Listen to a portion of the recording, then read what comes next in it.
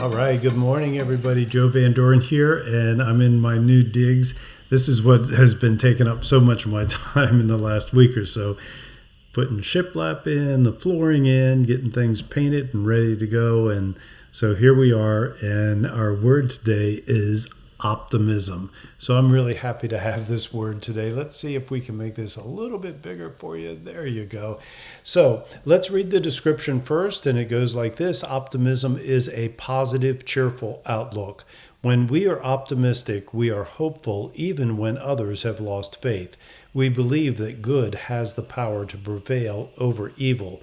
We do not allow ourselves to be victimized by setbacks or losses. We embrace challenges with confidence and vitality. We are solvers, not complainers. In the midst of dark times, we look to the future with a vision of what is possible. We trust that everything works together for good. Nothing can destroy our hope. So this is just like one of the most important words. And, sometimes I say that more often than I should. But optimism is one of those things that is kind of a prerequisite or a part of or contributes to any of our ability to be resilient when difficult situations come up. And so we found, I know, with our young people, we know that there's been a lot of individuals who've taken their lives and have completed suicide.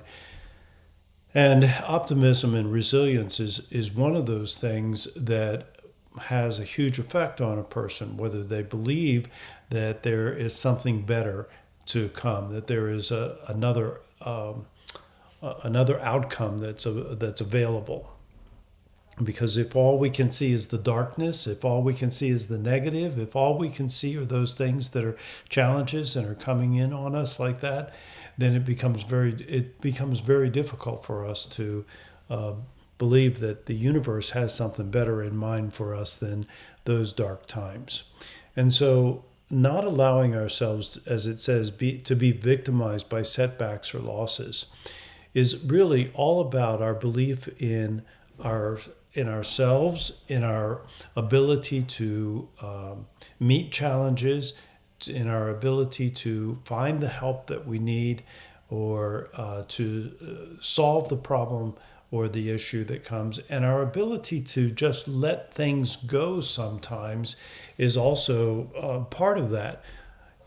Sometimes we try to force things, and at least I have, and I'm getting to a place, and maybe it's just age and experience or whatever it might be, but I'm getting to a place where I am more willing to just allow for, to be in alignment with what is happening, in acceptance of those things, and then from there, looking at what it is that I can do that's going to make me feel better.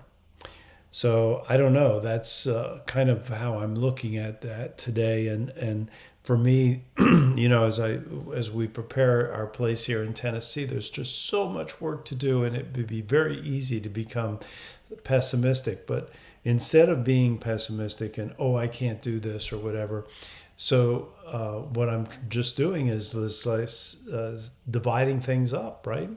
And saying, okay, today we're going to work on this, and then we're going to take this to completion, and if that's possible, and then we're going to work on the next step.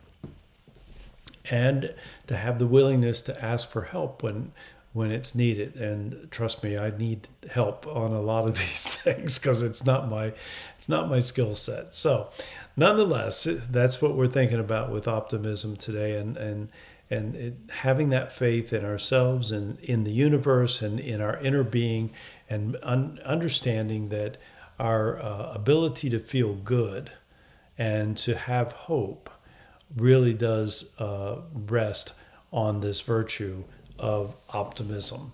So looking for the best, right? How do we teach our kids that? By not complaining all the time ourselves. That's one way.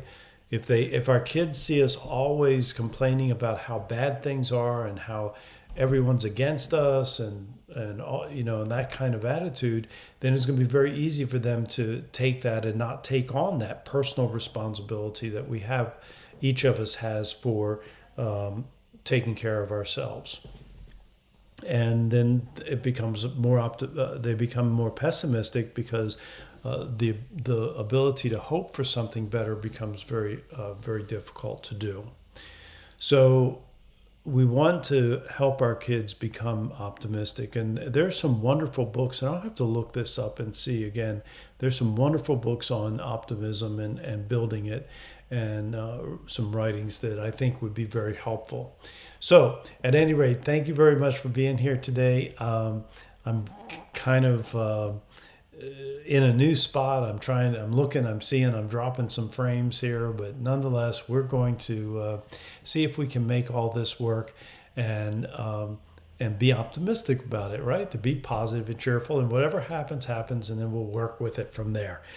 All right, everybody, thank you very much for being here. And it's, as always, as we move forward in our day, continue to practice the virtues and the 4 C's of successful families, and that is clarity, communication, consistency, and community. So until next time, bye.